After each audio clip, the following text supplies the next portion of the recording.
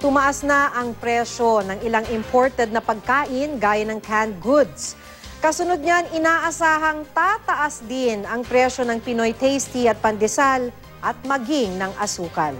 Makibalita tayo kay Julius Segovia. Nauna nang sinabi ng Department of Trade and Industry, bago magpasukan, hanggang 50 centavos ang posibleng matapya sa presyo ng Pinoy Tasty, habang 25 centavos ang pwedeng mabawas sa kada pack ng Pinoy Pandesal.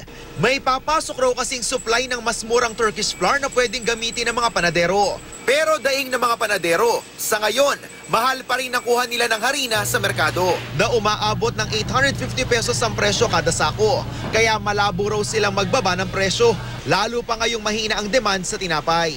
Whatever na meron kami natanggap o mas mura na harina, definitely we bakers will much willing to reduce our price in our bread or in our pandesal. Pero sabi ng mga flour miller, mababa na ang presyo ng kanilang produkto. 750 pesos ang pinakamurang kada sako ng harina. May ilan lang daw na umaabot ng 920 pesos kada sako ang presyo, depende sa klase. Ang isa pang inaalala ng mga panadero, may taas presyo rin tuwing tag-init ang iba pang rekado sa paggawa ng tinapay, gaya ng asukal.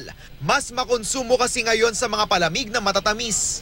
Sweet products like the fruits or juice, soft drinks, and the sugar price maybe, I don't know now, will increase a little bit. Bukod dyan, nagtaas din ang presyo ng ilang imported products. Ang regular size ng isang kilalang canned meat, halos 40% ang itinaas ng presyo. Ang isang brand naman ng imported baking soda, nagmahal din.